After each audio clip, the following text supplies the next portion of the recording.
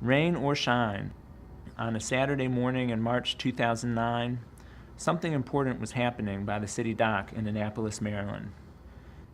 In the heart of my hometown, citizens were gathering to be a part of my announcement of candidacy to be the next mayor of the city of Annapolis. I was really honored when Josh asked me to say a couple words, so I'm going to try to limit it to a couple words. The first is homegrown.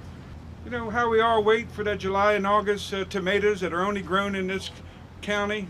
Well, we have a leader who was born in this town and grew up here. He's seen the issues from this high, 2 feet, and he's seen it from 6 feet. It's not the only trait, but it's an important trait. If we look at where this city needs to have the future, you find it in both the homegrown and the brilliant management of a young man and leader with proven experience, and I'm here to support Josh.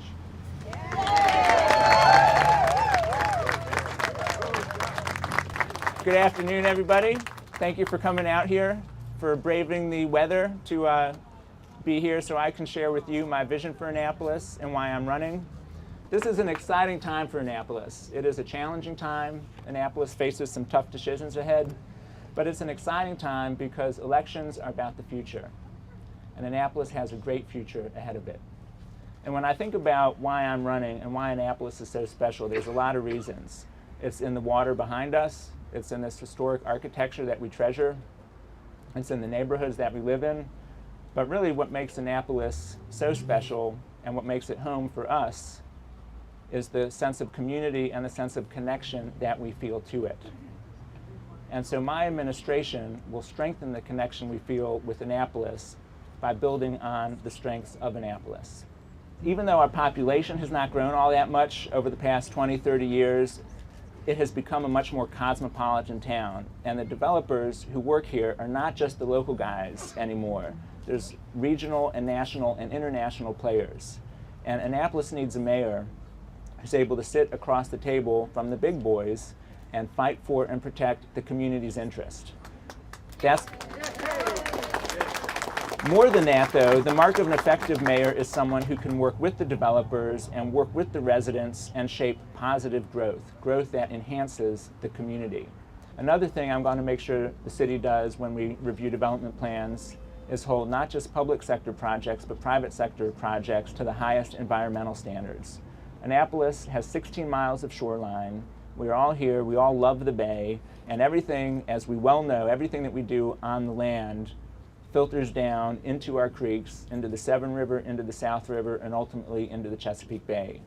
So if we are going to be good stewards of this town and its 300 years of history, and if we're going to preserve what makes Annapolis special, one of the first things we have to do is make sure we protect the environment. Hand in hand with development is economic development.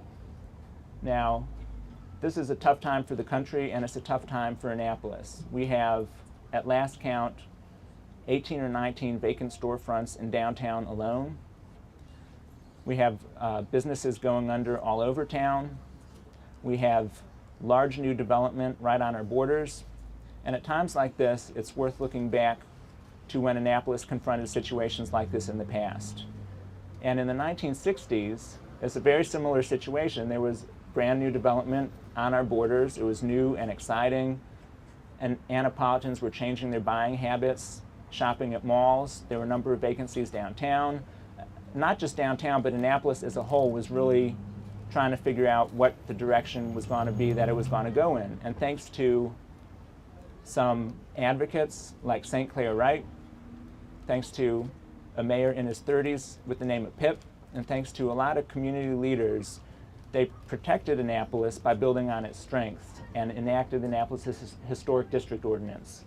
In so doing, they not only preserved the history of Annapolis, but they laid the foundation for Annapolis' economic redevelopment and revitalization in the decades to come. And that's how my administration is going to support economic development in the city, certainly by bringing in jobs, by preserving our tax base, but not just any jobs and not just any businesses. We're going to support local businesses, businesses that have a stake in the community, businesses who invest more of their dollar back into the community, so when we shop there, we're not just supporting those businesses, we're actually doing more to grow the local economy. All of these things that we value about Annapolis, its character, its neighborhoods, we can only enjoy when we feel safe in them. Now, public safety has been my professional passion, and for the past 8 years I've worked in the criminal justice system as a parole and probation agent supervising a caseload of convicted offenders, as a trainer for the Maryland Police and Correctional Training Commission, supporting the Hotspots or C-Safe program that Angie talked about, and in my current position where I manage a multi-million-dollar Department of Justice grant to expand services to victims of crime all across this country. As mayor, I'm going to make sure that our police officers have the resources they need to clamp down on criminal activity in every neighborhood in Annapolis. Local government is the level of government that is closest to the people. It interacts with us every day, and we interact with local government every day, whether we realize it or not. My administration is going to do things a little differently and a little better.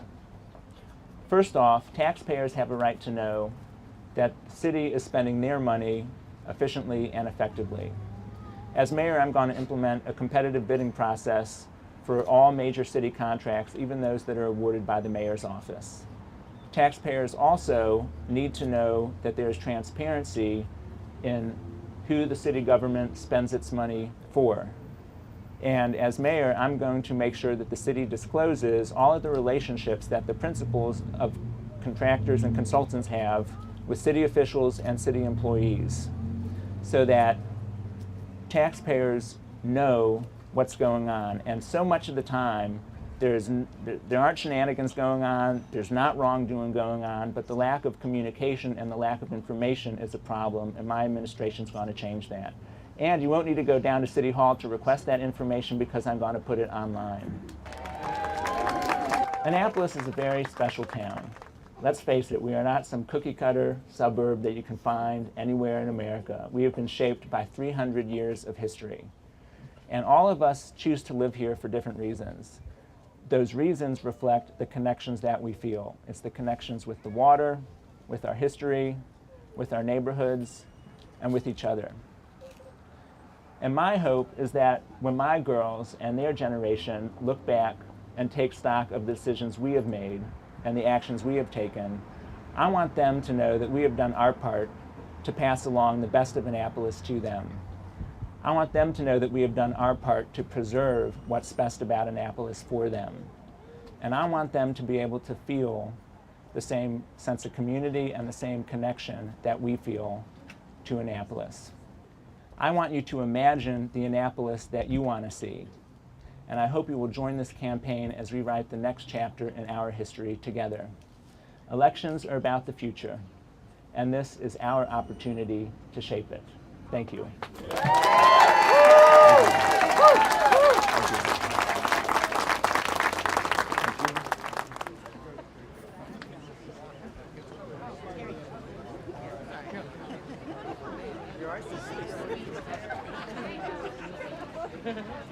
So much of that depends on the style, the management style of the mayor.